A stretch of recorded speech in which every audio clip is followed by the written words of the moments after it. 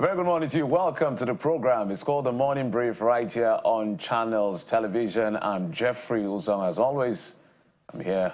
Bukola is here. Yes, Jeffrey, it's a beautiful Tuesday morning. Good morning. Welcome to The Morning Brief right here on Channels TV. I'm Bukola Koka. Jeffrey, what you're tracking? Well, not much. We're just watching to see what the developments are as far as all the nuances are concerned, and looking at some of the macroeconomic data, looking at our trade, the issue around trade surplus and all of the arguments as to whether or not we're having good numbers. So nominally, yes, our trade surplus is in the region of about 5 to 6 trillion in that excess, because when you look at the import and the export.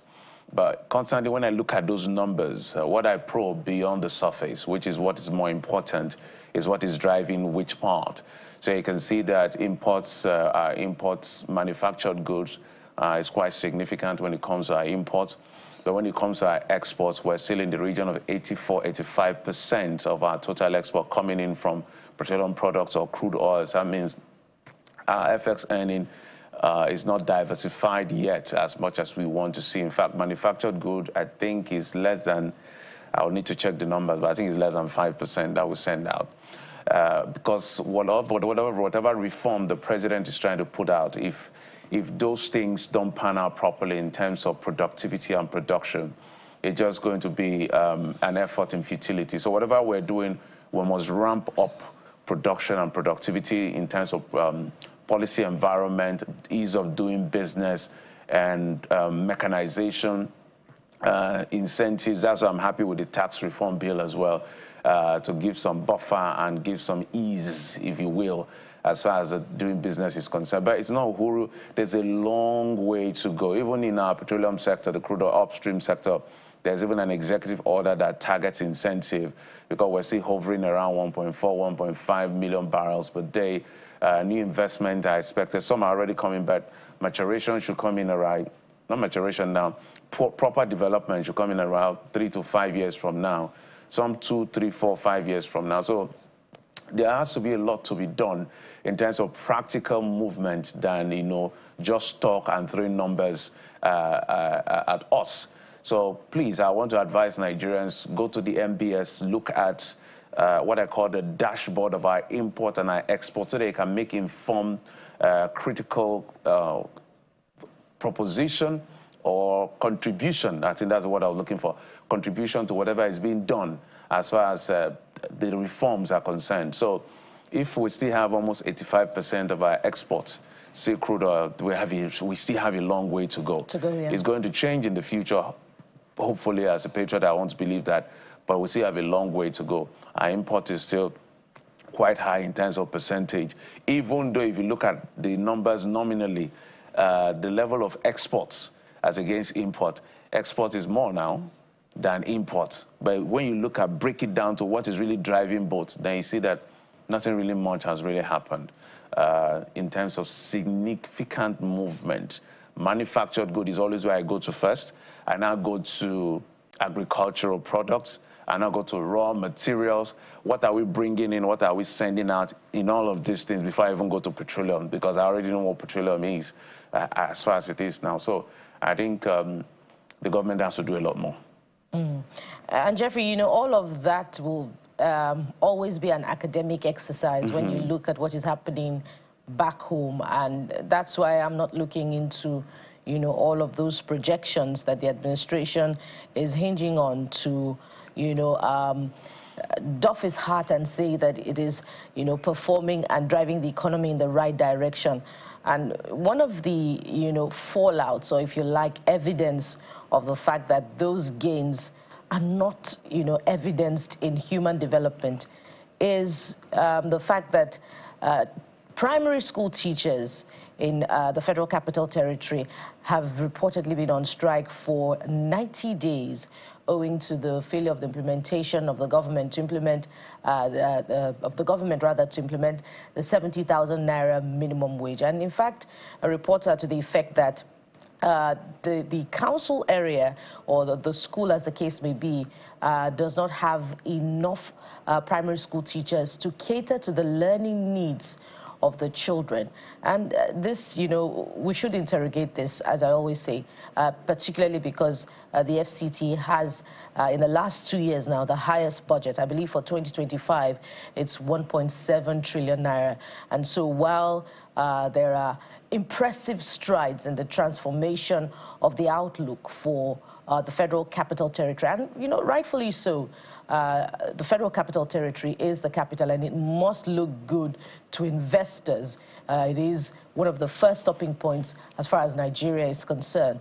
But administrators must always balance this excessive appetite for performance, as seen in investment in infrastructure development, to investing in human capital as well, because the human resource drives the policy of government. And one of the indicators of the performance of government is seen in the health and in the education sectors. So we must continue to ensure that the budgets of the subnationals, we must demand accountability of the budget of the subnationals, the federal capital, to be precise, inclusive. And so we're asking Minister Nyesom Wike today, what is the budget allocated to education and the health sector in the Federal Capital Territory? Why are primary school teachers on strike for the last 90 days? That, amongst other things, is very critical to the success of the administration.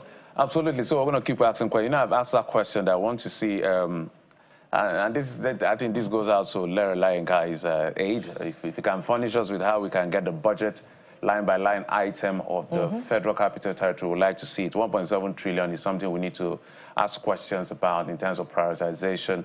We can see some of the work being done, but there's a lot more to be done, and we need to examine critically what has been done to other sectors, because the minister has been criticized for that a lot. But let's bring you up to speed with what we're doing today. First, we're starting out with the state of the nation. There's a potpourri of things we will discuss today, from the state of security to the issues around governance, democracy, June 12. Yes, the man you're seeing there, veteran journalist, former lawmaker from Ekiti State, Babafemi Ojudu. And if you follow Nigeria journalism history and National Assembly, you should know this man is going to walk us through some of the conversation we'll have to do with him right here on the program. And that's not all. With the rise in bandit attacks in the northern region of the country, insecurity seems to be reaching new heights. We'll be speaking to a former deputy director of the Department of State Services as we look to prefer lasting solutions to the challenge of insecurity. All right. Speaking of security, Jeffrey, we're headed to Bayelsa as well. Yes, indeed. And the wake of the abduction of the Bayelsa State High Court judge, that's Justice Umukoro, the state chairman of the Nigeria Bar Association, joins us to discuss this and to talk to us also about the protest that they are embarking upon in Yenagoa, the state capital. I believe a non-violent protest to demand the release of the judge who was abducted a couple of days ago. And in fact, the video was captured, and put up online that showed his abduction by masked gunmen. Okay, so those are some of the conversations we'll be having today, plus others. But remember how you can get to us. All you have to do is to go to CTV Morning Brief and send us an email at CTV Morning Brief. And just send us an email. We're going to scroll it on your screen. Hashtag CTV Morning Brief. That's what I wanted to say. On Twitter, now X. That's how you get to us. There's also going to be an email scrolling on your screen, as well as the WhatsApp number. You can send us your responses, your comments, your whatever it is you want us to amplify for you right here on the program. We're right here to do just that. But we will be going to check out what the dailies are saying as far as the headlines are concerned in just a moment. Stay with us.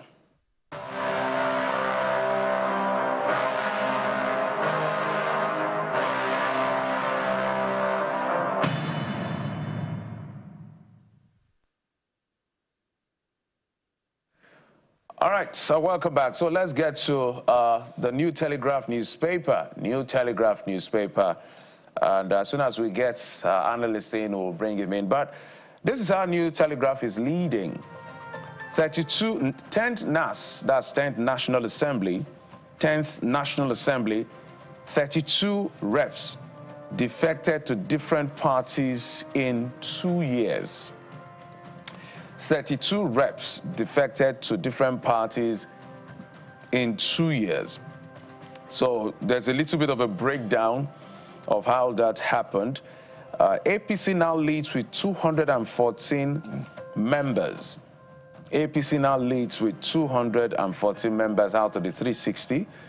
PDP has 92, Labour Party 24, NNPP 16, ABGA 6, SDP 2, YPP 2, ADC 1. So that is the breakdown of how what I call the political parties distribution as far as the 10th, I should say, National Assembly is concerned. Well, a lot of them have given their reasons for defecting, especially those within the People's Democratic Party. Some of them have cited issues. Well, before the issues escalated to where it is now, they cited issues around the National Secretary position as a premise for their defection. And so they've been defecting. I don't know. I'm not sure whether they are going to defect. More people are going to defect in the coming days. We don't know. But the reason why the New Telegraph, I guess, is leading with this is that in just 2 years, some of them may be new members or first-time members of the National Assembly already defecting. So it is only politicians that will be able to tell you why they are doing all of this. But the law is clear as to what happens during a defection. Section 109(1)(g) of the 1999 Constitution, as amended, has said that if you're defecting, you will lose your seats, especially if there's no premise for that defection, because there's a proviso that says that if you're defecting, there should be a reason, and one of those reasons is the division in the National Assembly, in your political party at the national level, which happened in the Abegunde case in Ondo, Labour Party versus Ondo, Abegunde versus, I think, Labour Party. As far as the issue of the sub-national is concerned, it's more like a classical case as far as issues of defection is concerned. But it looks like all of that doesn't hold water. I can't remember the last time because anybody lost their seat for defecting. In fact, I've heard experienced lawmakers say, we defected and what happened? Nothing happened. So we really don't know whether this defection thing is causing inconvenience to them. So if we are not clear on this thing, maybe we should just remove it from our law so that they have the liberty to be moving around. It's only a case of contention when it is a state assembly lawmaker that is defecting, but I doubt that the same applies to National Assembly lawmakers because they defect without consequence, you know, and that's the more reason we should interrogate, you know, our laws and, you know, sort of rethink our jurisprudence to ensure that there is fairness, you know, as far as the rules apply. But the Nigerian News Director is certainly not looking at defection this morning. There are other issues, bigger fish to fry beyond politicians defecting, and which more often than not, the reasons behind their defection are having to do with their personal interests because there are no clear ideological lines as far as political participation is concerned. Take a look at the Nigerian News Direct. Poverty, porous borders, and national security threats. CDS raises alarm, and he was speaking yesterday where he identified poverty as a real factor driving insecurity. And take a look at the two insights that the News Direct provides for this big story. It says, defense chief blames economic hardship for an ending terrorism banditry, and Tinubu government fighting insecurity with agriculture, not just arms. Well, the defense chief has always been known to be speaking to the challenge of insecurity on from an ideological perspective, you know, and this is no-brainer really when you look at the areas, you know, ravaged by insecurity, and of course reports also to the effect that you know, the population in those areas, in those rural areas, are asked to pay tax some of the time in exchange for their security to the insurgents, particularly in the northeast and in the northwestern part of the country.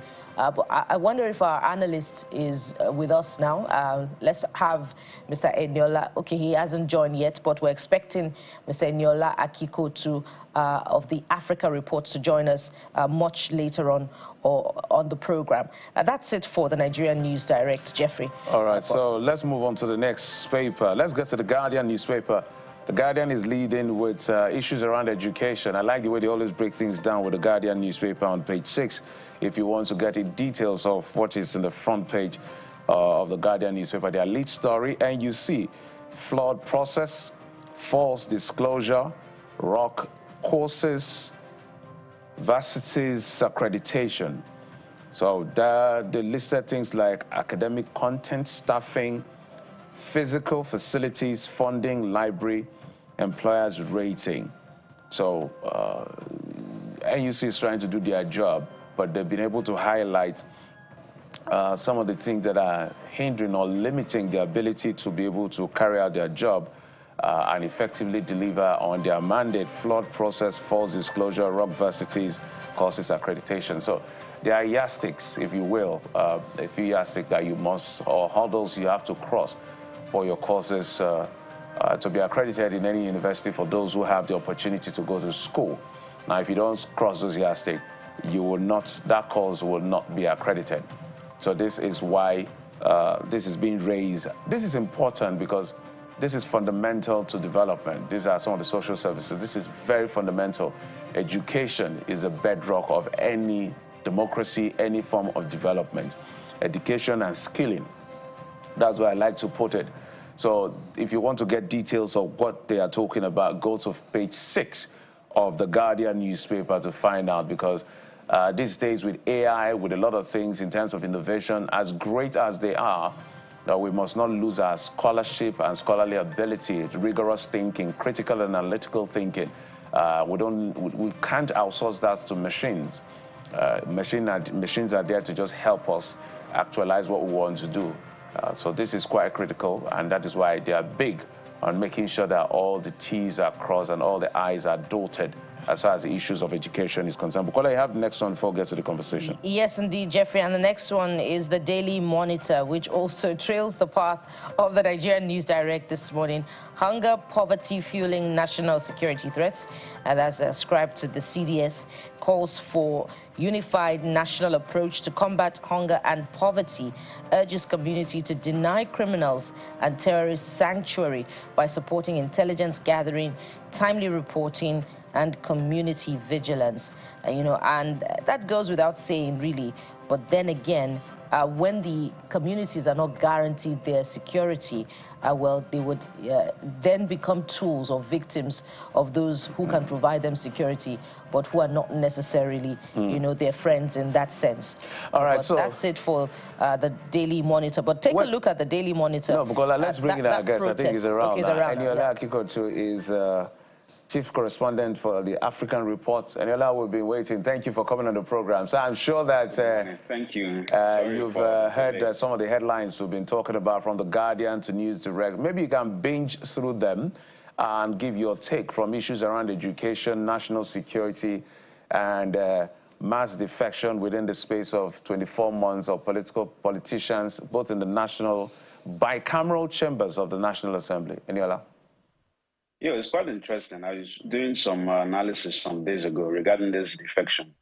The defections, if you recall, when they were going to hold the elections for into the National Assembly, that is for electing the presiding officers, especially in the House of Reps, the APC was minority in a particular sense, because if all the opposition, if you put all the opposition in one camp, you realize that they're actually even more than the APC. But what you have today now is completely different.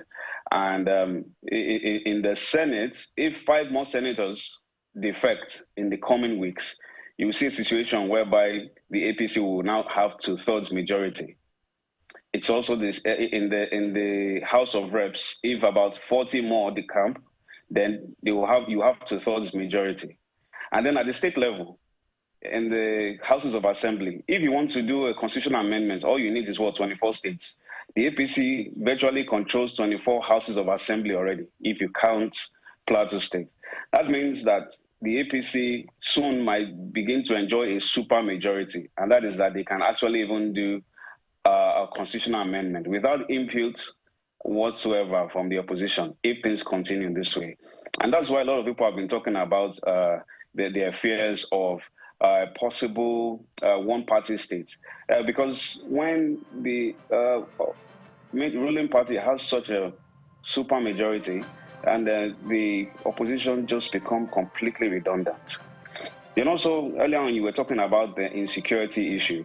I think, well, things are about to get worse. 2 weeks ago, I was with 5 or 6 other journalists where we sat down to interview Bill Gates, and then he spoke about, you know, the U.S. reducing funding, foreign aid for a lot of poorer African countries.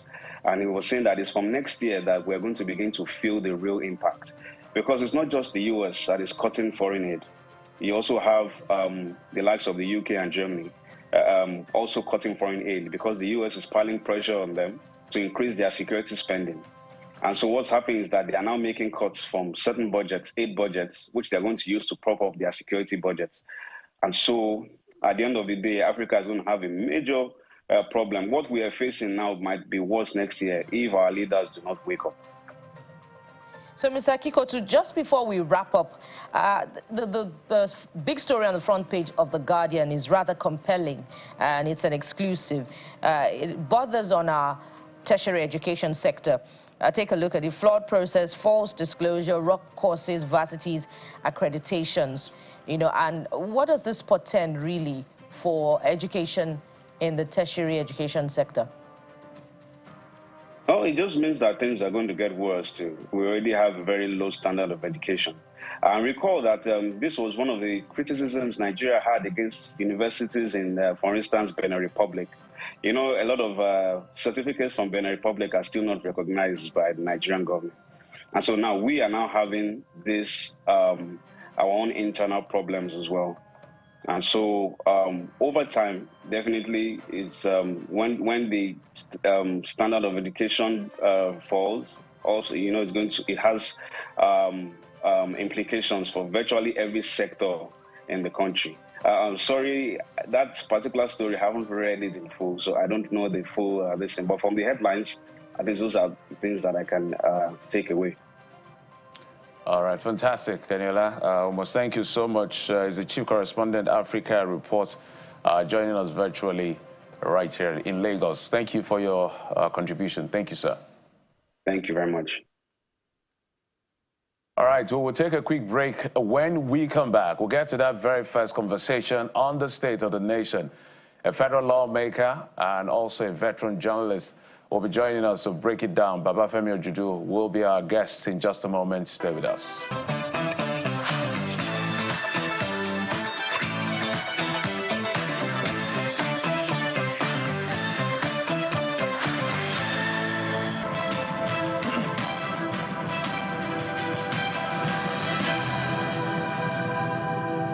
Welcome back. Let's bring in our guests who represented Ekiti Central in the National Assembly, in the Senate, as well as a veteran journalist. He's been through the trenches, and he's also served as a politician in the Fourth Republic, Senator Babafemi Ojudu. Distinguished, thank you so much for coming on the program, sir. Yeah, good morning. It's good to see you. As a matter of fact, when the names were reeled out as national honors, some of us were thinking that some names, we were looking out for some names. We saw some of the ones we expected from the people that were in the trenches. We're also looking out for your name, but I don't think we saw your name. How does that make you feel? I'm indifferent. You know, I like I said in the statement I issued, I didn't go into all that trouble for the purpose of honor. And I would also like to assure you that some were honored yesterday, some are honored today, some will be honored tomorrow. But it's not important, really. For as long as you act true to your conscience, honor is very secondary. Yeah. Yeah, Because one of the reasons I asked that question is because your brother, literally your brother in the trenches, Bayo Nanuga, who we know you worked together in the 90s, has also been honored. So we felt that, because when we hear Babafemi Ojudu, we see Bayo Nanuga, see Bayo Nanuga, see Babafemi Ojudu. So that's why we're asking that question. But have you been in touch with him as your friend? Oh, we're actually more than friends. We are family. But you know, he's working in a different environment today. I honestly, don't let us make an issue of this. You know, I was honored by Buhari with a CON. He was not honored. He didn't make an issue about it. I'm happy for him. I'm happy for all my colleagues who are honored. As I said, you know, I mean, honor, you know, comes at different times. You know, it could be my turn again tomorrow. So it doesn't make any difference to me. The honor that we all are looking for is the fact that we are all, you know, satisfied about what we did and the contributions we made, and that for me is sufficient. And I just want to use the opportunity to say that now that the president has honored those who he deemed to deserve honor, he should also honor Nigerians by, you know, giving them good governance. That's all. That's my only concern. All right, Senator, we're going to come to the issue of good governance in just a moment. But let's walk back in just a little bit, because having you, there are so many spectrum to how far we can go to you because of what you embody, both as a journalist who curated this history of our country, as a politician who contributed your quota at the National Assembly. So let's get to page one, which has to do with the trenches. After June 12, there has been so many, June 12, I mean the 2025, there has been so many talk about who played what role, dramatis personae in June 12. Some are now saying, alleging that some persons, were pretenders in the struggle. Some said you supported this, some said you supported that. It's been revisionist and revisionism in that sense as far as the issue of June 12 is concerned. But now that we have you and we know you were a part of those in the trenches, when you reflect on June 12 and nexus it with what is playing out today, what should we be focusing on and what should be our major reflection? Well, I think it's the history of June 12 is a very recent one. If you look at the history of nations. So I don't think anybody should be in doubt as to who did what, you know, on this particular incident. So for me, whoever is saying something that is far from the truth must be doing so for the purpose of mischief. Let's take politics aside. I think you are trying to refer to the statement made by Governor Sule Lamido. I think what he did was not quite right. Honor should be given to who honor is due to.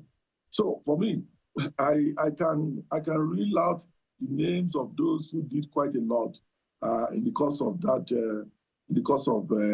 our national crisis. I believe that if Sule Lamido and members of his political group then had been part of the struggle to actualize June 12, people would not have referred to the Yorubas domesticating June 12 and therefore making it a tribal affair.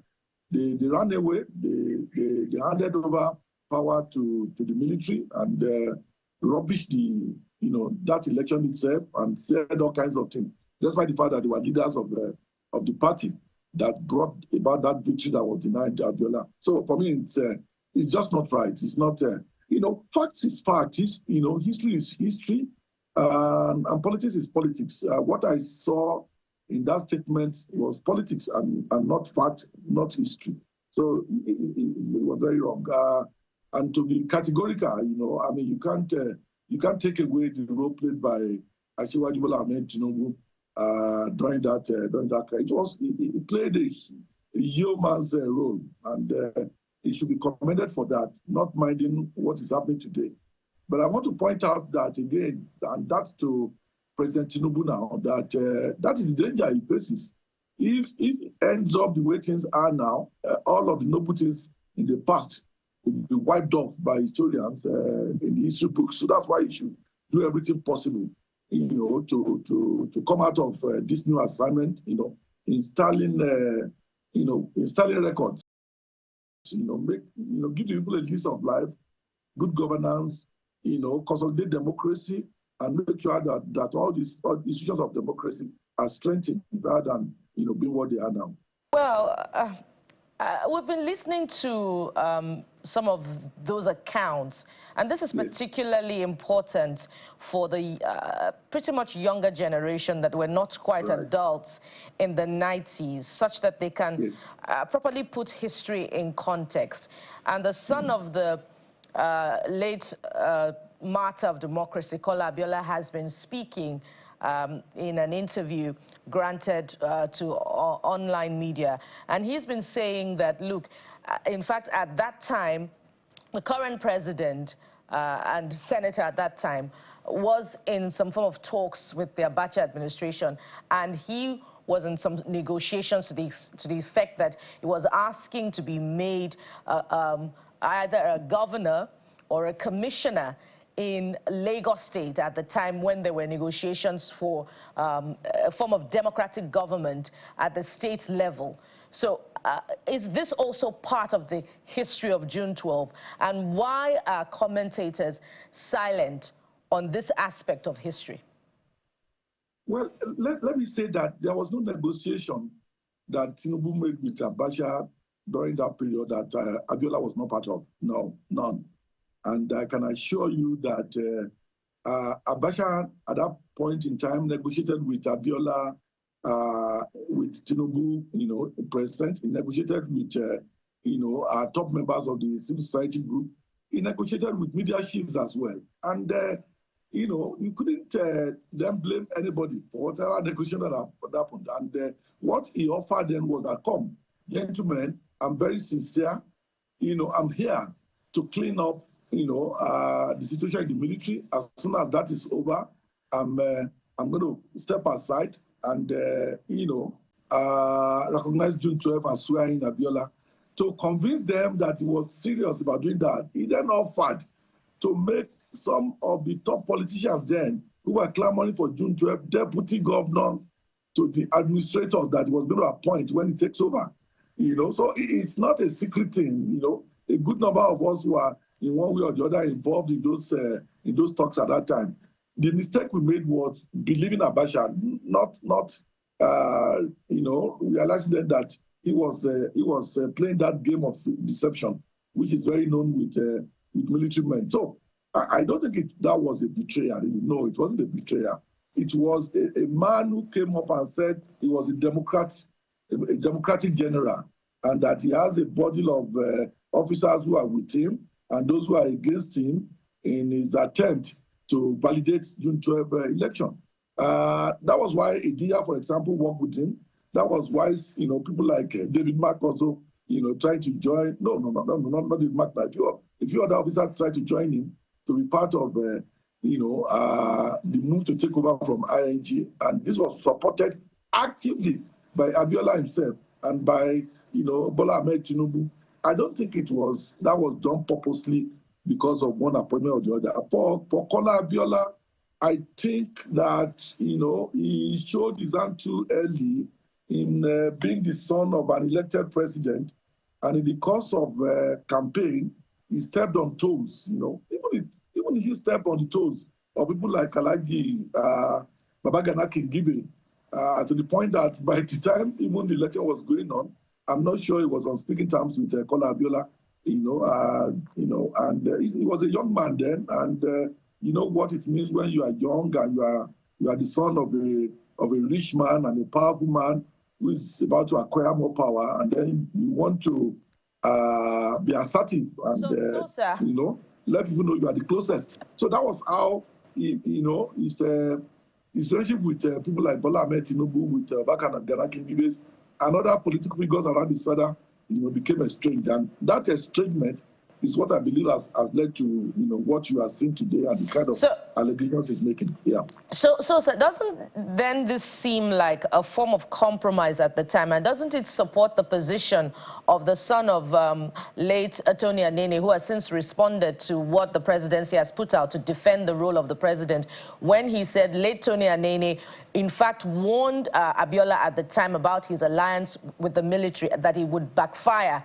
And in relation to that, what does former Governor Sule Lamido mean when he said that the current president was working hand in glove with IBB?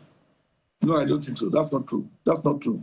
I will tell you that that's not true. Because again, soon as IBB and all that election, Tinubu rose up with others and began to fight. I remember that he was arrested, locked up at Alagbo Close, and was kept under his care, and sitting day long and sleeping on the mattress on the floor. Not far from him was Chief Anthony Enahoro. I went to visit him several times in that situation, and he kept, demanding to know what was happening outside. People, who had been ordered to stay at home, not going to work, are they complying? If they are not complying, what can we do to make them comply and all of that? You cannot describe someone doing that as somebody working hand in glove with the military. That's not true. He took a lot of risks. I must tell you, he took a lot of risks, and he put in a lot of resources. He was single-minded in his determination to make sure that the military was taken out. There are a lot of things he did that one could not begin to say on this forum that history we later recant. So saying that now, for me, it's absolute revisionism. It's not right.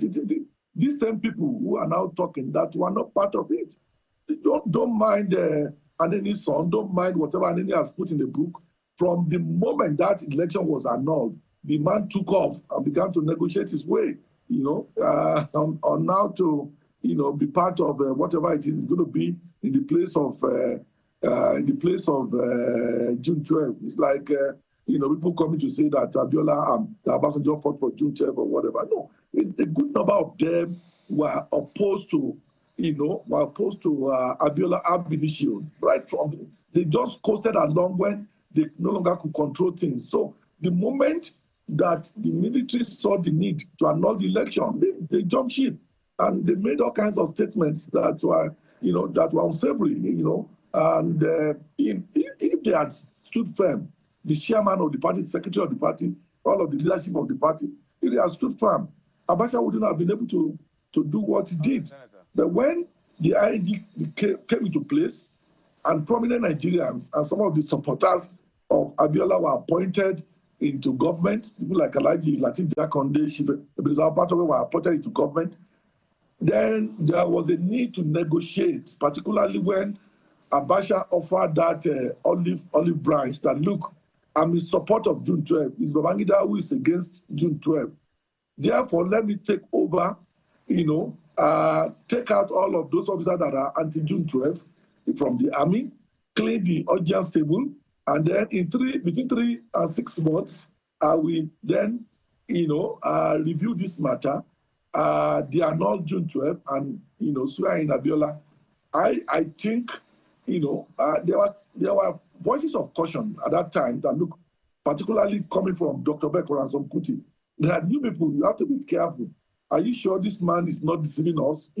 But again, the fact that people were anxious to take over power and to negotiate, led to people believing what Abacha promised. And as soon as Abacha got in there, and the signals were that, first of all, the first thing he promised was to make some of the politicians deputy governors to administrators, so that they could be assured that he will hand over. The moment he reneged on that, then people said, this fellow will not even hand over as he promised. So let us intensify our fights against him. Let us combat him a bit more. Let us acquire, a radio, our own private radio. Let some people go abroad, and propagate the cause. I mean, people like Professor Bolaji Akinwumi were quickly dispatched abroad to act as a spokesperson to, get in touch with foreign countries and their diplomats and all of that. So for me, it wasn't betrayal. It was people who are desperate to ensure that election was disannulled, and then they went into a negotiation with a man who was not sincere. All right, Senator, apparently from your story and from all the accounts we've looked at, it looks like Abacha played literally everybody. That is alluding to the story. It looks like some people were, look, we have to allude this thing to the end. Others say, okay, let's smoothen it out with whatever transition it is, we'll hand over power to us. Others wanted maybe outright cancellation, another election altogether. So there were like 3 sets of narrative, and well, everybody got mopped up. Well, can I tell you this? Can I tell you this? Aneni belongs to PDM. That's the Adua camp, you know, of the SDP.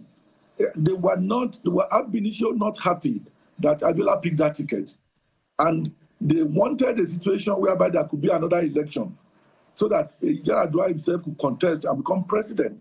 That was as soon as they saw that there was a problem. You know, if not that they even themselves encouraged that problem to come up, they jumped ship. That is the simple story. It's not. Don't let us beat about the bush. They contest that faction of SDP contested strongly against Abiola at the Just Convention, and they lost to him. And you know, they just coasted along through that election process. You know, the first thing was that people thought that the election was not going to go well. Some thought there was going to be violence, but unfortunately for Nigeria, everything went peacefully. Abiola won in places where he was taught not to have influence and all of that, and they were stunned. So immediately they all moved to the next line of action, which is convincing the military, you know, to annul the election. And as soon as that was done, you know, I mean, they joined their party, SDP, and move on to the next agenda. And at this time, Abacha, who had been Babangida's savior once or twice, you know, as a military man who was challenged by younger officers in the coup, then wanted to make real his own ambition to become president. He had been told by Marabouts that he was one day going to rule Nigeria, and he saw an opportunity, you know, to make that real, and he went with it using his military training and the act of deception to get people to buy his story and deceive everybody. That was it. Simple. All right. All right, now that we're done with History 101 of June 12, you have rightly challenged Mr. President to honor the ideals of June 12 by giving good governance. So let's talk about good governance. Over the weekend, even after Mr. President's visit to Yelwata in Benue State, we still recorded incidents of murders of 12 travelers from Kaduna to Jos. There was suicide bombing reported in Borno, and prior to that there were even reports of attacks in Jos as well, just after the Yelwata attack in Benue State. What are your thoughts on what is playing out as far as the handling of security is concerned, as against what was promised by the APC administration at the onset of the campaigns of this current APC government? Yeah, okay. You know, I'm a member of APC. I shouldn't be seen to be deliberately going out to criticize a president elected on the platform of a party I belong to. But let me just say a bit of the truth here, not minding that I could be condemned by members of my party. I think the security issue is worrisome. It's worrisome, and I'm not too happy the way it is being handled. We are handling it as if it is something. It is a skirmish between two policemen or some bad boys on the street or whatever. This is serious challenge, you know, to the existence of this country. It's you know, you go to the north central, you go to northeast, you go to northwest, even places as close to Yoruba land as Kogi State, as Kwara State. Bandits are already on rampage. The president needs to wake up and find solution to these problems. You cannot, all of these palliatives about going to a hall in Benue State to talk to people, crack jokes, and this and that. It's not the solution.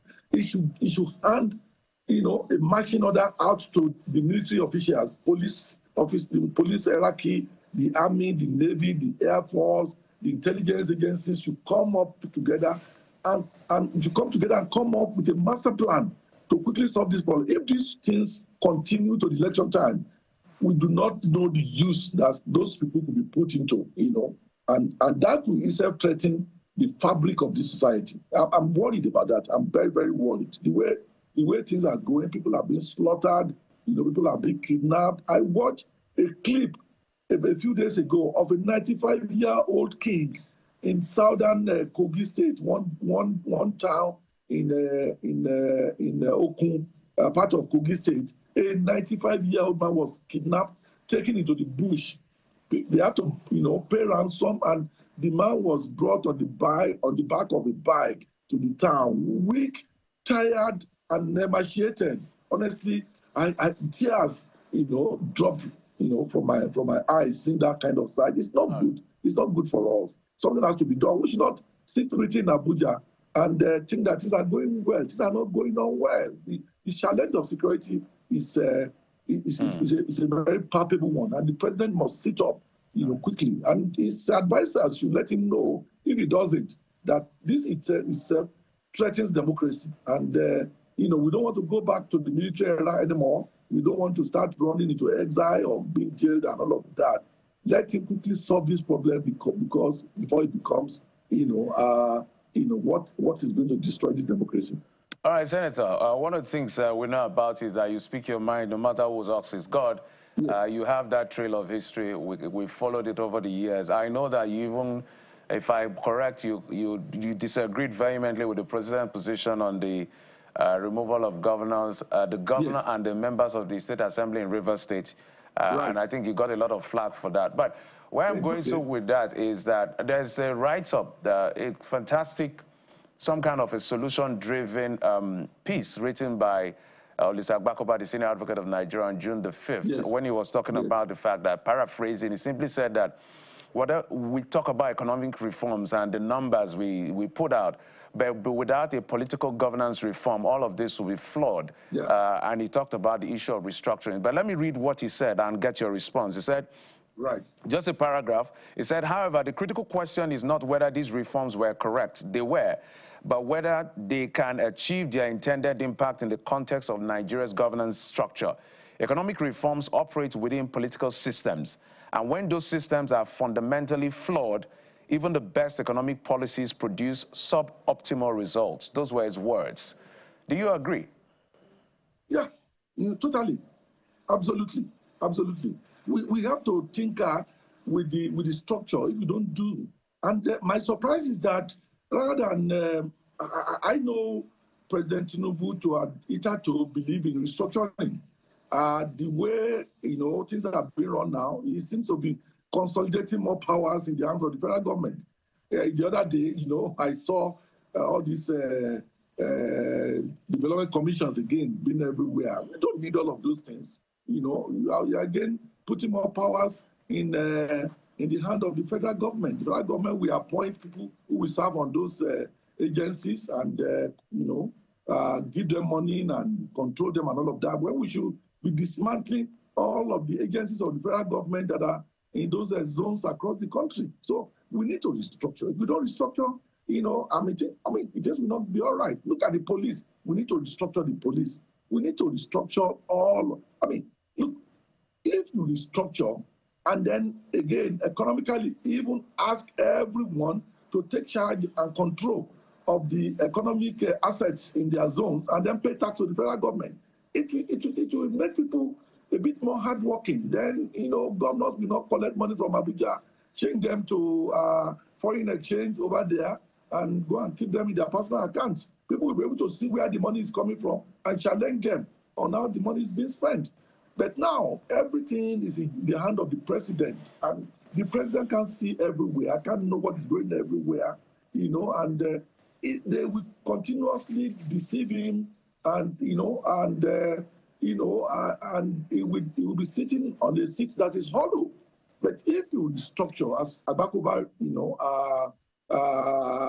canvassed, and then get us close to what we used to have, pre and post independence in Nigeria, then it will be better. Housing to be in the hand of the local authorities.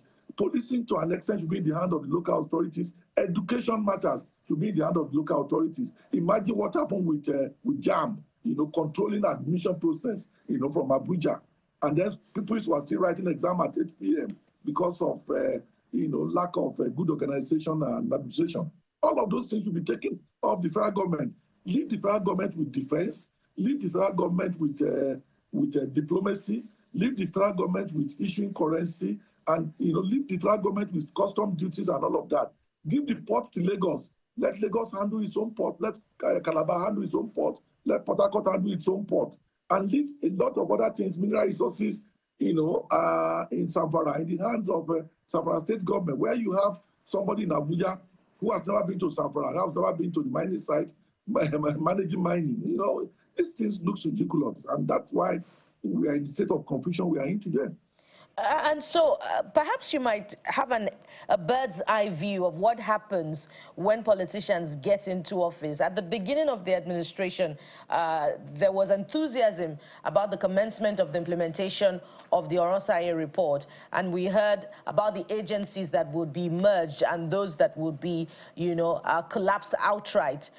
What really, does happen that alters the enthusiasm at the beginning of the real commitment to change? And we might want to also ask the same question of the ongoing constitution review at the National Assembly as well, that also has a component of state policing. The challenges of security are not waiting, but the constitution review seems not to be moving as fast as required. Perhaps you want to talk to us about that.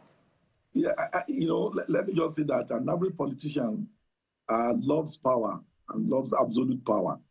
If a politician tells you that, oh, I'm going to give away some of the power that I've acquired, just know that that's a lie. At the beginning of this administration, I told some of our colleagues who are in some Yoruba groups that, look, when they were, expressing excitedness about now having someone who had canvassed in the past for restructuring, holding the lever of power. I said, this will not happen. Just the way Obasanjo never tried to devolve power, and Buhari refused to devolve power. So with Tinubu refused to devolve power. What ought to have happened would have been to have a robust National Assembly, where several people, from different backgrounds, from, every zones have come together and see the benefit of devolution of power, coming to make laws that will ensure that this do happen, and then compelling the president to sign those laws. But unfortunately, the National Assembly has become an arm of the executive, and they can't even attempt to look at these these changes that could bring about profound benefit to Nigeria. It's unfortunate, but if anybody thinks all of that will happen under this regime, the person is joking, or even the regime that may come. It's right. Except we have noble men and women in our National Assembly who will be up to the task, who will put the interests of Nigeria first, and then come up with laws that will ensure that Nigeria, the federal government checks power for the regions and for the states. All right, Senator, I am in copy of your book, Adventures of a Guerrilla Journalist. I have it here.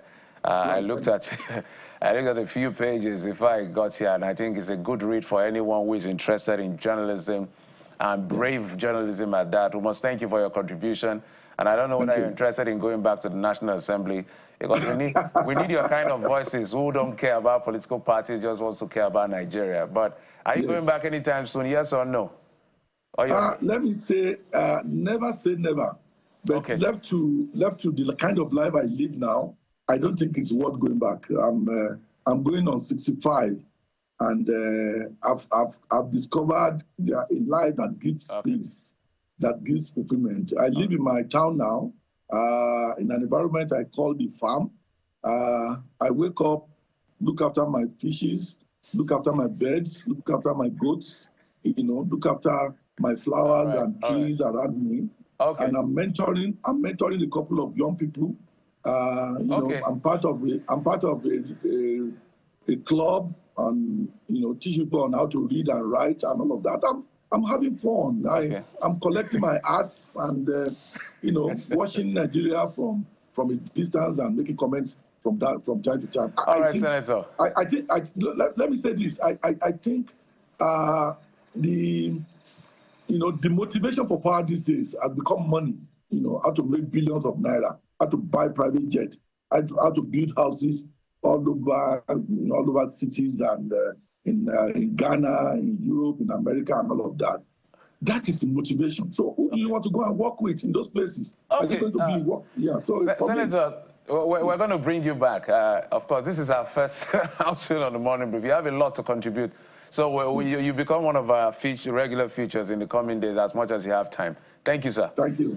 Thank you very much. All right. Mr. Babafemi Ojudu is a veteran journalist and a former member of the National Assembly, served in the Senate representing Ekiti Central. Thank you, sir, for coming on the program. Thank you. Thank you very much. God bless you. Yeah. We'll take a quick break. When we come back, we'll zoom in big time into security, or let's call it insecurity. The president went to Benue, and just after he went to Benue, there has been a series of violence and killings. The president was literally furious the other day, and he said, no, this is no longer, it's no longer acceptable, when he highlighted all of these things. That's what we'll talk about with one man who has been in the intelligence community and understand how this works. Join us in just a moment. We'll be right back.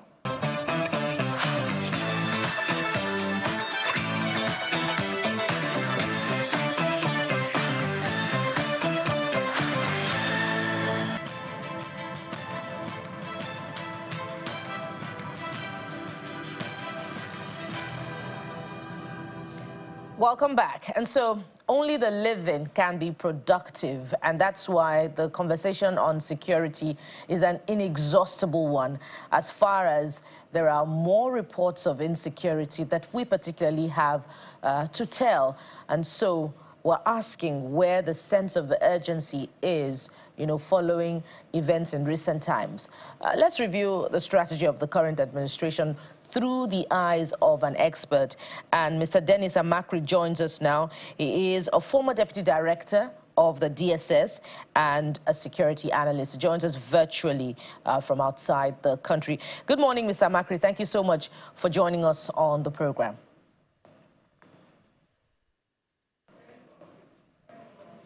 You may have to unmute your device so that we can hear you, sir. Good morning. Yes, brilliant. And so let's start with the latest security concern. Of course, I'm sure that prior to this time, you've been following events in Benue, in Plateau State, and some would say in recent times as well, in some parts of the North Central, further down, Kwara, Kogi. But from yesterday, the U.S. mission issued a security advisory to its citizens to avoid military installations and other key areas where expatriates are mostly found.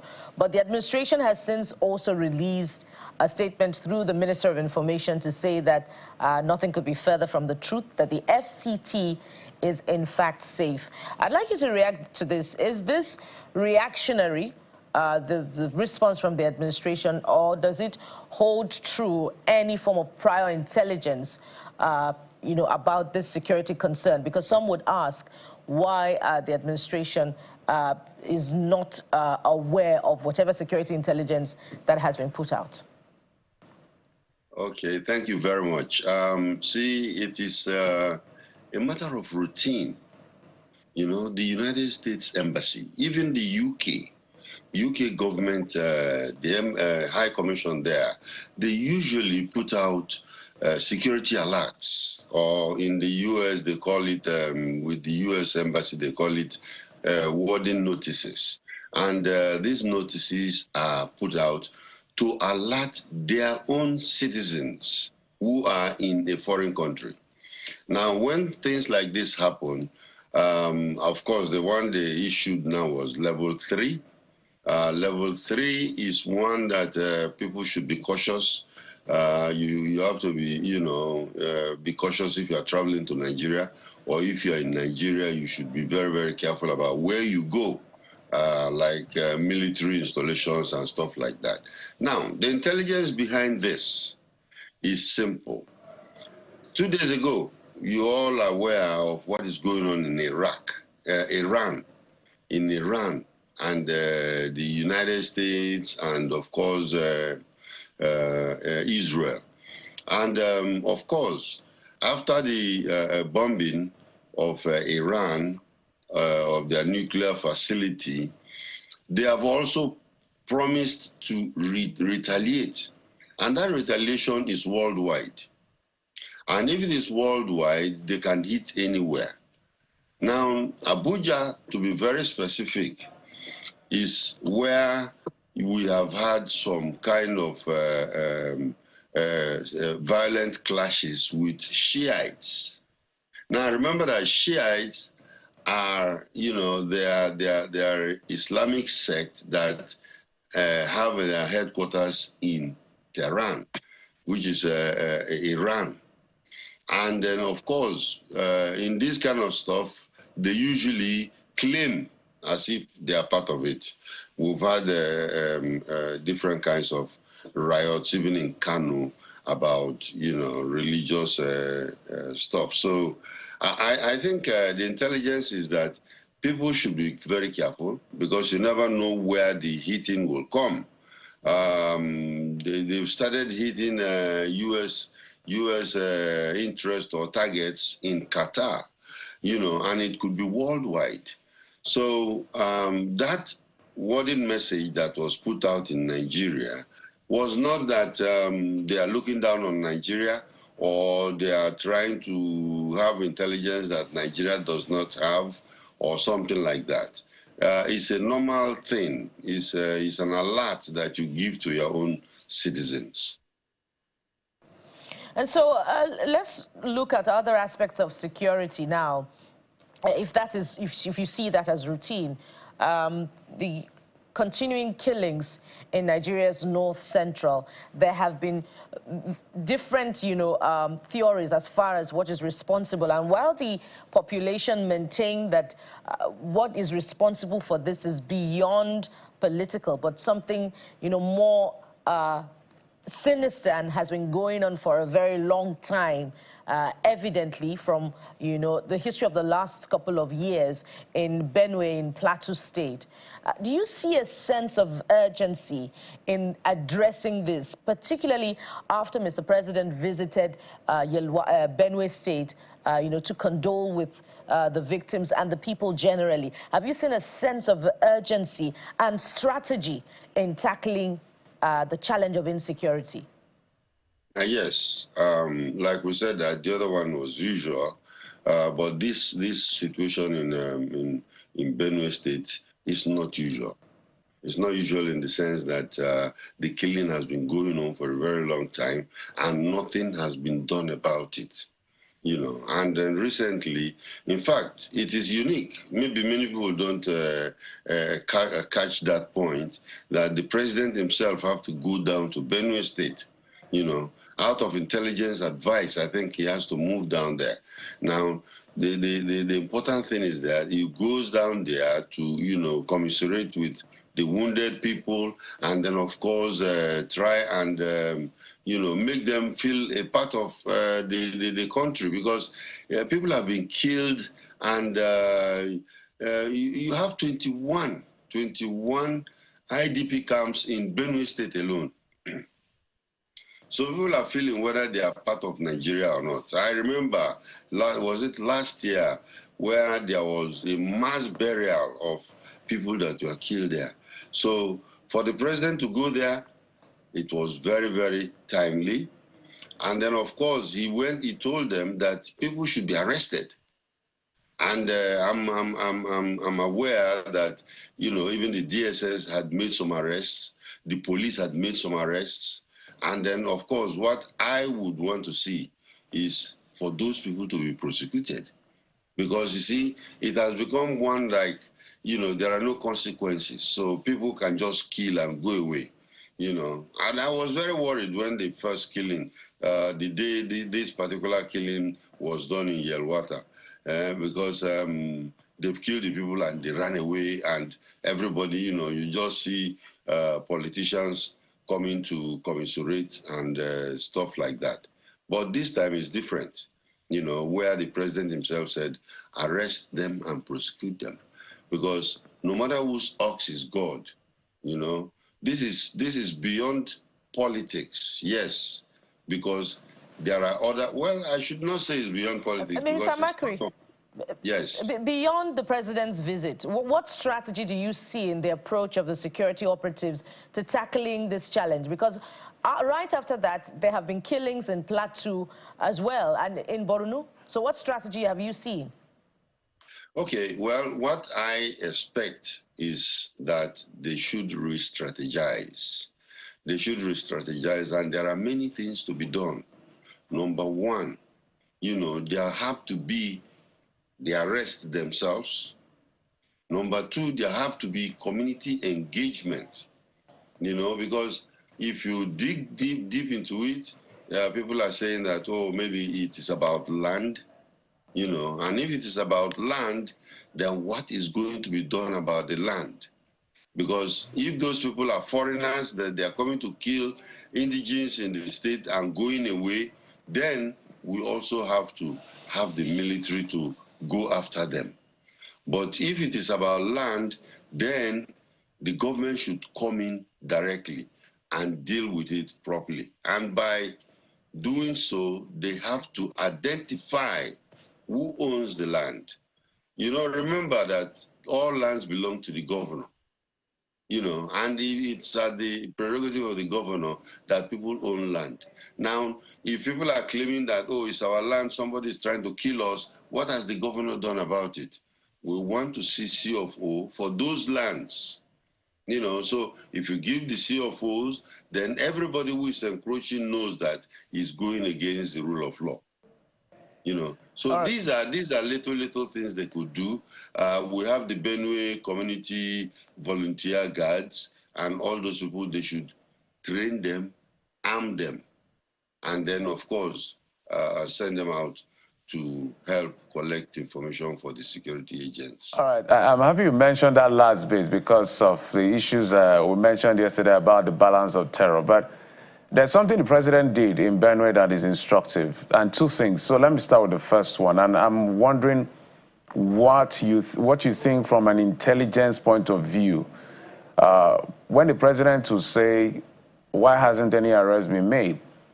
Arrest them. Now, this is the job of the security agency. Do they need the president's directive to arrest anybody? I can't just go and arrest anybody. That is why they are there. So what do you make of when the president says, arrest them? That is supposed to be default knowledge. It is supposed to be default knowledge, but to everybody.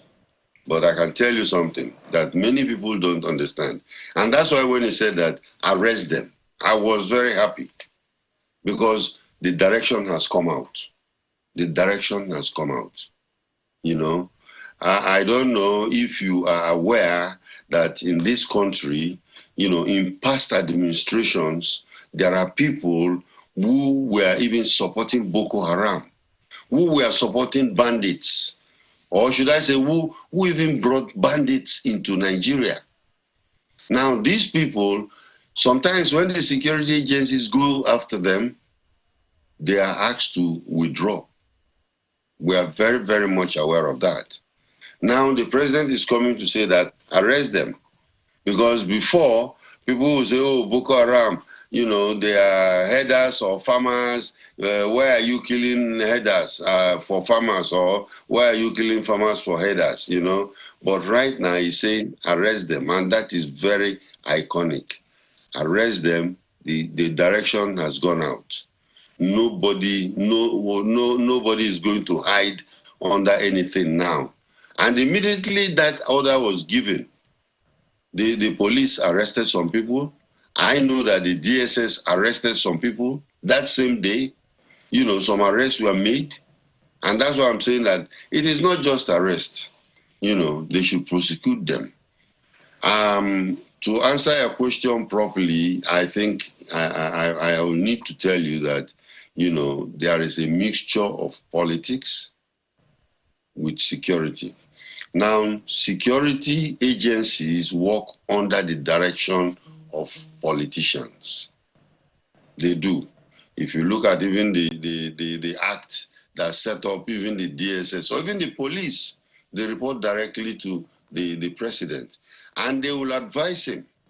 When they advise him, he will decide whether he wants to use that, intelligence or not. And then, of course, there are many, many variables that could come to play. He can decide not to use the intelligence for many reasons, maybe politics. He is our political party member. So let's pipe down on this. Oh, he's from a particular tribe who have not got appointment before. So let us do that. Let's give him the appointment. Or many variables will come. Or maybe his wife might even tell him that I want you to help this person. So you find out that there are a lot of information coming to the president, and he has to take a decision.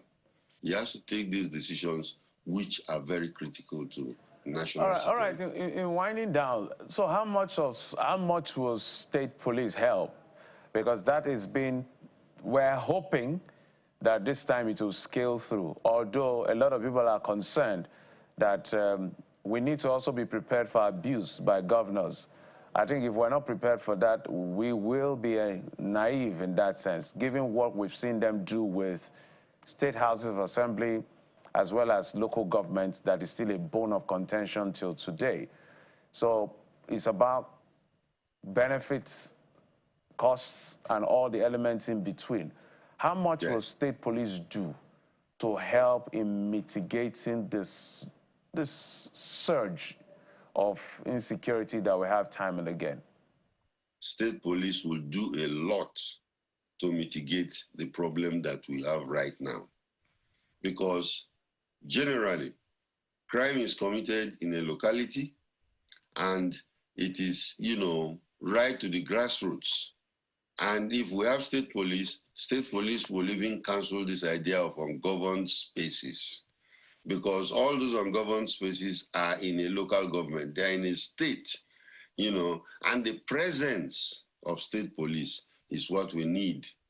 I know that some people are kicking against it because they feel, oh, state police governors will abuse it. They can't abuse it. In fact, the Nigerian police we have right now is being abused. It's being abused. In fact, it's been abused even by the public, where people can pay mopoles to go and beat up people that are building on their land, So the important thing is to create, or during the establishment of the state police, create laws that will guide them. State police will enforce state laws. Local government sheriffs will enforce local government edicts. And federal police, because if we're creating state police, we will also have federal police. And federal police will enforce crimes that are transversing, between two states or three, or, federal crimes. So these are the parameters. And I think, I hope the legislators are looking at it, because, it is not a matter of, many people have different ideas of what state police is, because they feel that if they create it for them, they can use it now to attack their political opponents and stuff like that. Let them stick to the laws that created them, and then they will be more effective.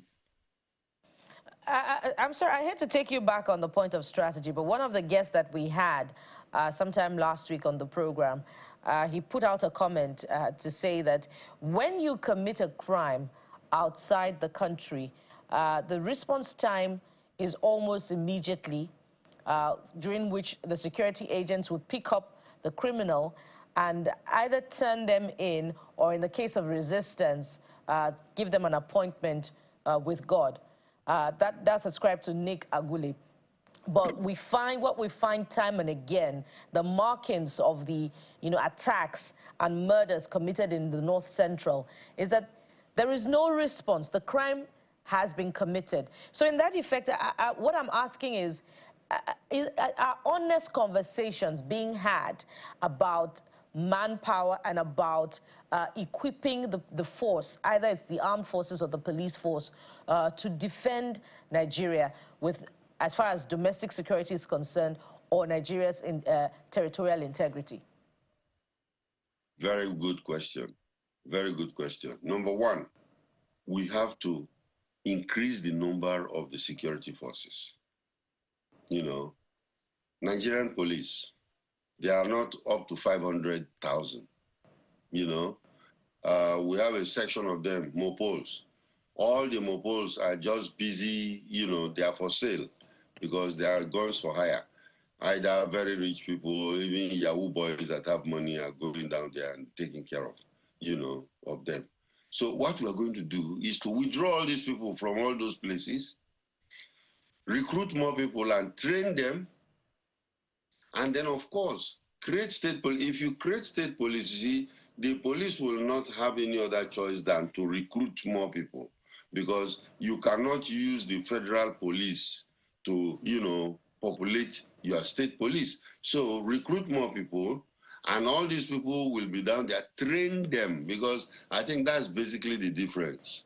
Even when we're talking of military coming into internal security, is the training. And then, of course, they are juxtaposed, because when a military man is trained, he's trained to kill.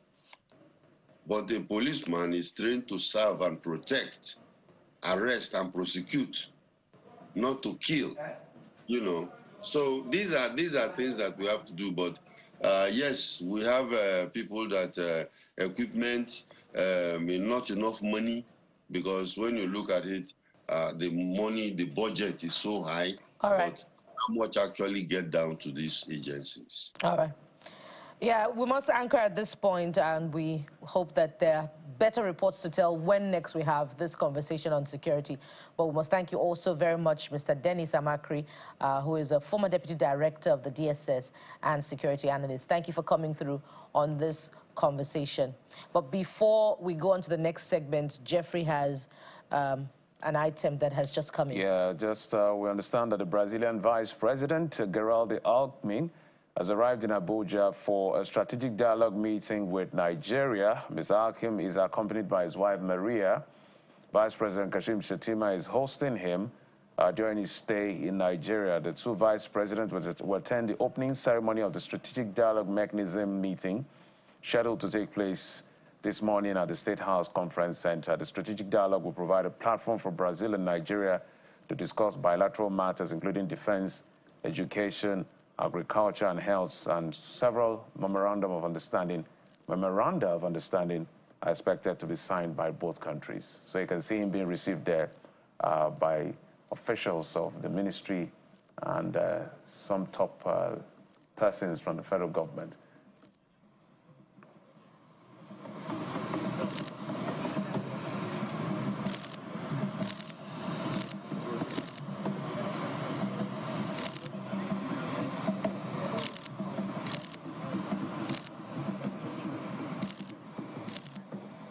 Members of the cabinet of this administration. But we'll take a break now. When we return, we'll bring you more on security, this time at the subnational level. Stay with us. We'll be right back.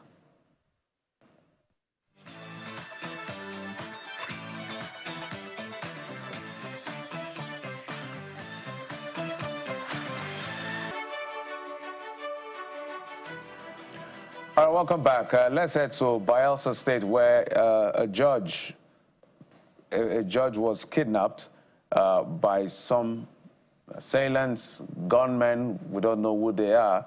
And the governor has actually given a directive that he should be released. And the MPA has been at the vanguard of ensuring that judge is released unhurt. But let's just show you how things played out. This is an amateur video of somebody who was brave enough to sit in his SUV to capture the moment the judge was abducted at night in Yanagwa, Bayelsa State. So you can see the struggle with these men who are dressed in whatever uniform, in black with guns, you know, brazenly picking up the man, the judge.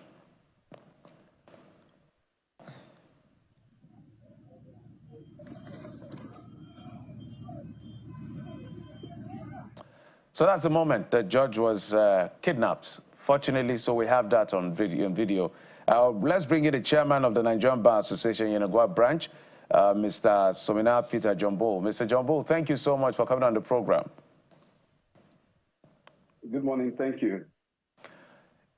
We always like to start with an update of how things are at the moment. I know that the NBA, part of which you are the leadership, has been at the very vanguard of ensuring that attention is brought to this very dastardly acts against a judge in the state high court, I guess. And you're doing your best to make sure that everybody's hand is on deck to make sure he's released or ensure he's released. But bring us up to speed as to what is the latest update. Is there communication? Are they kidnappers? Are they demanding for ransom? What exactly is the latest update? Okay, so first, thank you. And I think we, on behalf of my Lord, the Chief Judge of Bayelsa State, the legal community, we want to thank channels for the support that we have received so far in bringing this to this fore. My Lord, the Honorable Justice E.G. Omokoro, aside being a judge before his appointment, was the 6th chairman of the Nigerian Bar Association Yenegua branch.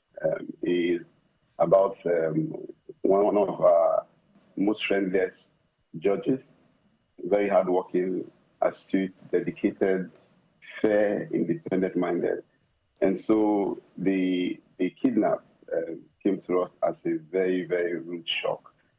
Yesterday, on Saturday, when it happened, I led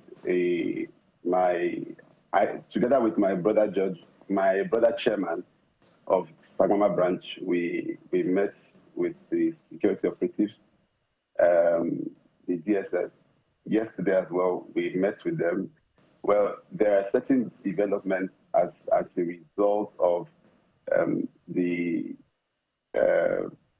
digital footprints that the security agencies they have, and they're actually working on that. As of this morning, there has not been any contact from the Daredevil kidnappers yet.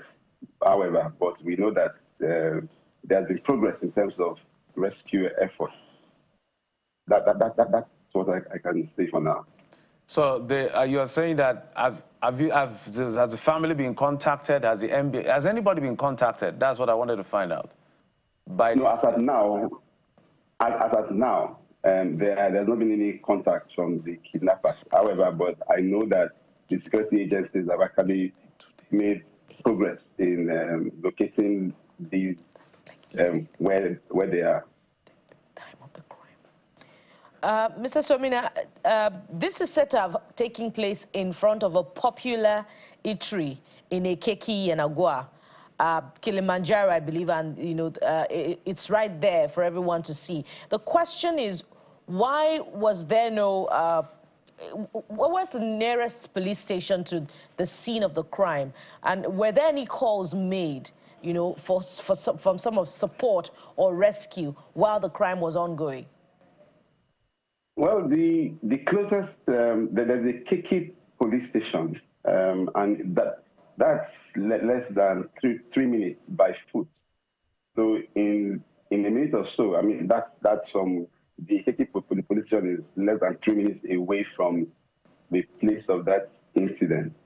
Now, the manner this was actually, because when I went there as well, some of the eyewitnesses said they thought that this was actually a security operation and security agencies trying to effect an arrest. The young man who actually recorded that particular video that is viral said the reason why he recorded it because he thought it was actually a case of police brutality. Nobody actually knew that it was a kidnap exercise going on that they were actually seeing before their eyes. I think that's what. So a lot of persons maybe must have thought that it was a police. It was an arrest and somebody was resisting arrest. I think that also confused members of the public. So the High Court judge is said to be known to drive himself and without security detail. So the question would be, if this has been confirmed to be a kidnap, why are there theories about why he could have been kidnapped, why he could have been targeted? Is this some form of profiling? Well, you know, so these are all of these lead theories are actually being investigated by the security agencies. For now, we cannot say conclusively if it was marked for, or it was just chance. Maybe they saw the vehicle, and so we can't actually also give life to unfounded theories yet. But all of these theories, whether it was marked for that exercise, or all of them, all of these actually being investigated by the security agencies. That I know, and we've as we get more information, we pass it on to the security agencies. But you know, Yenagua is very communal, and we've actually enjoyed peace. So it's not really strange to see judges sometimes drive themselves, because it's a really small city, and there is relative security. I mean, it's not strange. And this was a Saturday in the evening. It's a place where we understand he frequents just to get things for his family. So it's, I mean, that's it. But I'm sure this is actually a rude blow, and it would make us to become more security conscious. But we're actually glad with the steps that have been taken by the security agencies. You say that Yenagoa is relatively safe, but there are reports that there have been incidents of robberies, cult-related clashes, and in fact, businesses close as early as 6 p.m. sometimes because of the fear of attacks, you know, by cults and gangs that may approach unannounced at any time of the day. Are you getting that kind of report as well, or do you have any sense of that as a resident of Yenagoa? Now, so I think it's just in the last 1 month or so that we started experiencing certain breaches in security, and these were told it's actually cult related. However, Yenagoa has relatively been very peaceful, very peaceful before the last 1 month. Now, that particular place, the Kiki Junction, I think is the busiest part of Yenagoa. If you even go there at 1 a.m., you still see people around there eating, and I mean, so it's a really busy junction. It's about the busiest in Yenagoa. Well, why we focus on what has happened, and we actually condemn what is happening. We cannot deny the fact that there has actually been relative peace in Yenagoa before the last 1 month. As we begin to wind down, Mr. Somina, let's talk about what more measure will the courts be open today now that the governor has given the directive, some level of movements, moving parts to this to ensure that the honorable judge is released? Will it be open today? No, the courts would not be open. I don't also foresee us calling us the boycott this week. However, there are assurances by the security agencies that they will do all within their powers to ensure it is returned alive in a matter of days. That was the promise they made to us yesterday when we met with them. So after this interview, I also start a meeting with the security agencies just to get further briefing on what has been done so far. So how long is the NBA expected to hold out as for this boycott? Is it as long as he's in captivity? Well, we don't even expect that it would. I think we are very optimistic that this saga would come to an end very, very soon. I do not want to believe that my Lord will still be there up until Thursday.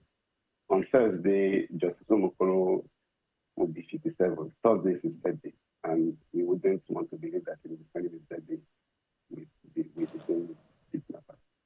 All right, we wish for a safe release as soon as possible. That's a prayer. Nobody should be in that situation. Personally, I have a friend who was in captivity for 50 days, and it was not a very wonderful experience. It was very painful and anxiety-driven. So nobody wishes for this situation. But I just wanted to ask you this before I let you go.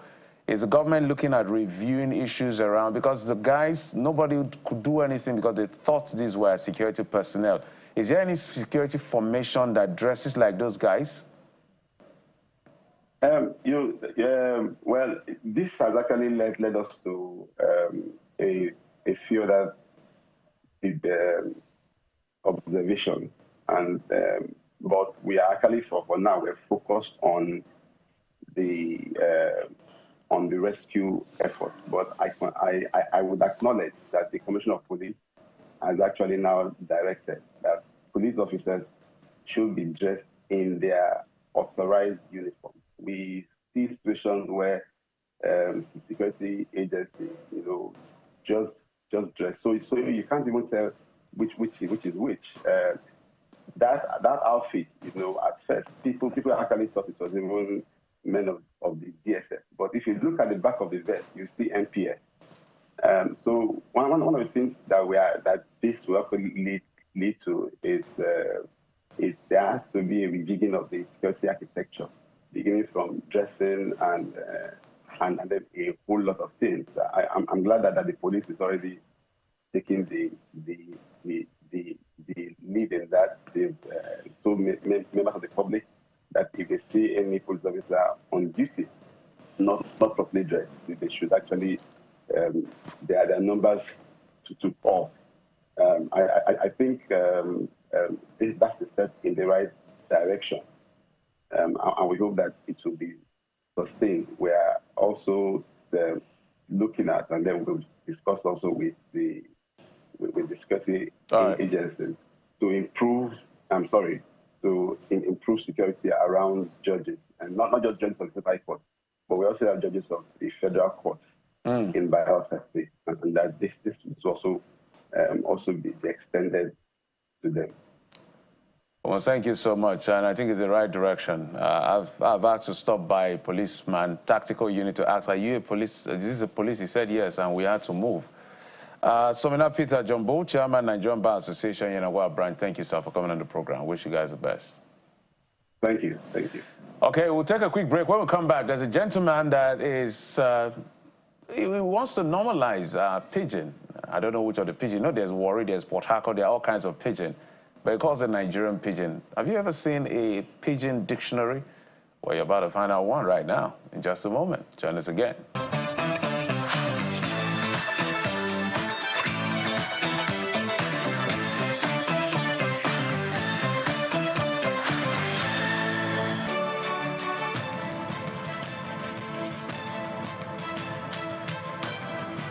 Niger, how far now?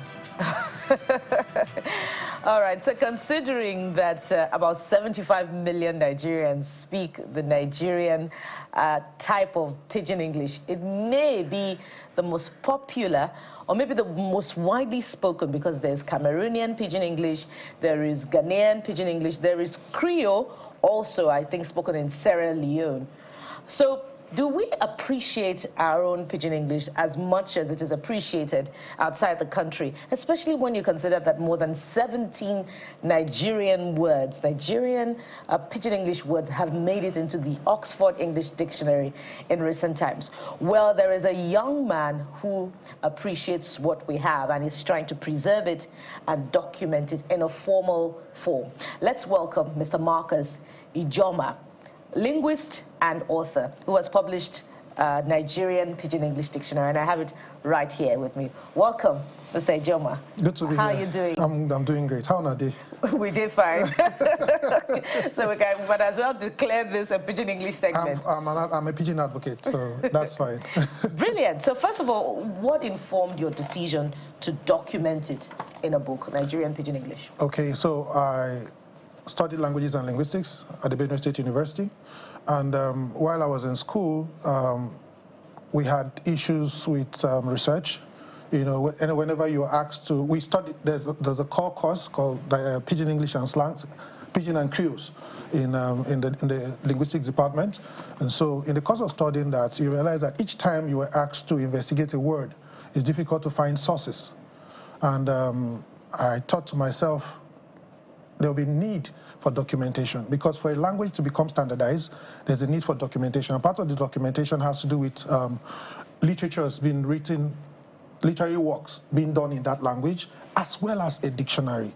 So since then, I've had that burden, and today is a reality.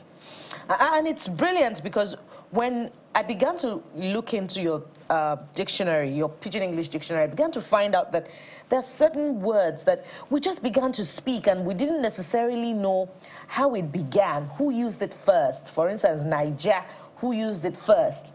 So, and you find that, you know, these things are well researched in the English dictionary when you know the root of the words, some of the English words that we speak. So for the quantum of research that went into it, how would you describe your findings during your research? Quite hectic. Like, I quite agree with you. Some of them you can hardly trace their origin. If you notice, one of the, where we stopped with this project, because this is the first edition, it's the first of its kind, we had to stop here because we tried to find even the phonetic transcription for some of these words, and they were very difficult. Number one, most Nigerian languages don't have scholars in those languages who have done work. The earliest work we've had with our languages were the ones done courtesy of the missionaries, because they were trying very hard to translate Bible into our indigenous languages. And since then, because language is not something that you know, is politically beneficial, not a lot of investment has been done in the area of developing our languages. But the risk we are running is that some of these words are missing.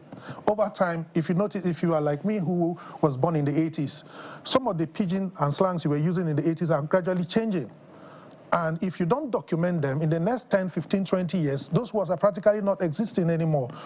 I don't know if you're in my generation, but you have words like Opeke for a beautiful lady like you. Today is Bani. You know, there are many words for... We no longer use Opeke for beautiful girls. No, it's old school. You can't do that. And I remember the old song, Opeke no be your no. Yes, okay. Opeke na yeah. We're in the same age group. I'm not old.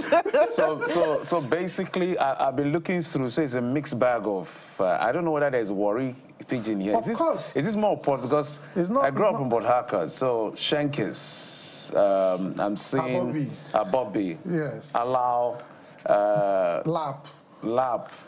You know what lap means, right? Yeah, Pongpi. To come, yeah? So Pongpi, you know what Pongpi? Yes, yes. But Kola doesn't I don't know. He doesn't understand. And I'm scared of the meaning. No, okay, go ahead. No, I'm just saying, so is it a mixed bag of both the Warri, Port Harcourt, you know, there are variations? I call it Nigerian Pidgin because I traveled a lot across Nigeria, Kano, Kaduna. While I was working on this, I was in Warri. Of course, we all respect the Warri Pidgin. And you know, the origin of Pidgin has to do with when people of different languages live in a particular place, they tend to come up with a language that is common with them.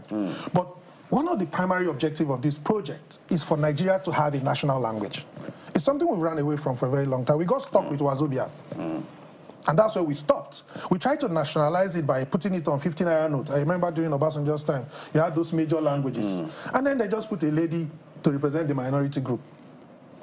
But the question is, does Nigeria only consist of Hausa, Yoruba, Igbo? How do the other minority tribes have their sense of belonging? It is found in the pidgin where we speak on a daily basis, because each language contributes to our pidgin. So I think what we may be thinking of, if I understand your advocacy well, should we be thinking of making pidgin our third official language? Not third, first. Or first official language. First. And it would not be pedestrian or regarded as low quality or a lower form of English. permit me to borrow the words of the great fella Nicola Kokuti. How dare you call your own language vernacular? Which is the vernacular here? Is it English that is the vernacular, or is Yoruba? It's English. Yoruba cannot be vernacular. Yoruba is not less superior to English language. Hausa is not less superior to English language. We were taught this thing by our colonial masters. Even the way we dress, we borrowed these things and we thought that, for us to be official, it has to be Queen's English. Does the Queen speak Urobo? Does the King of England speak Hausa or Ijo? But when you get to Nigerian Pidgin, because language kind of command loyalty. Language is culture, culture is language. They are all intertwined. So for us to have our identity, we need to come up with something that represents everybody, and that representation is found in Pidgin. So in one Pidgin sentence, you can find almost 3 Nigerian languages inside, and nobody's feeling bad or suspicious.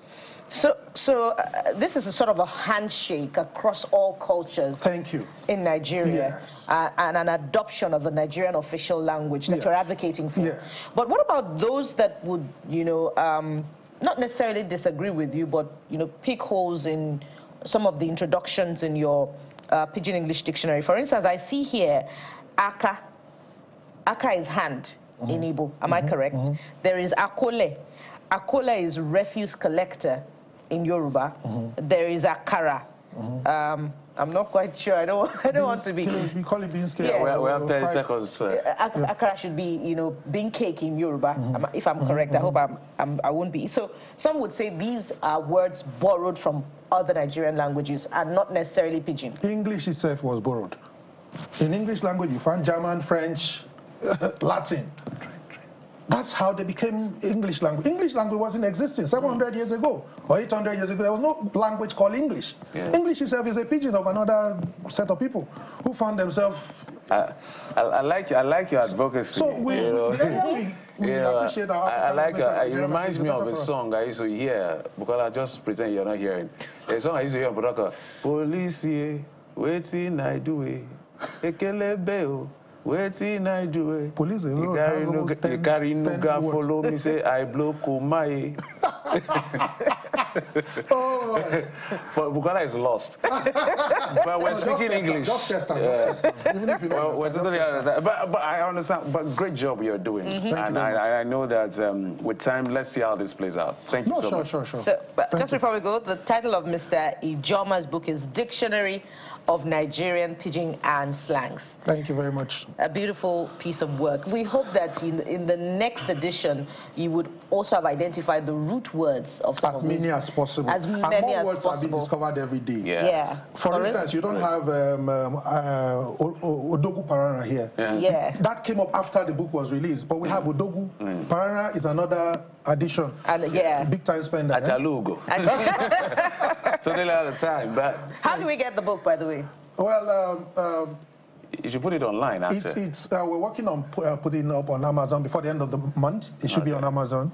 And then for now, we're just doing physical distribution. The soft copy will definitely be on Amazon any moment from now. Fantastic. By the end of the month, yeah. Linguist himself and author Marcus Ijoma, who helped me to make Bukola to be lost in the conversation. She needs to be super. She needs to be. All right. Thank you. Thank you so much. I like the worry brand of Pidgin.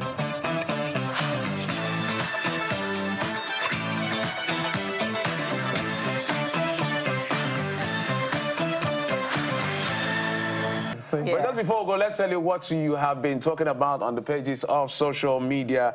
That video by Very Dark Man, the activist online who, I understand, he took children of the FCT to had a Monday class at the gates. Is it the gate of the FCT minister office or the gate of Abuja? After 9 weeks of their schools being closed due to teacher strike over payment of salaries. If you can have that in just a moment, just for you to see.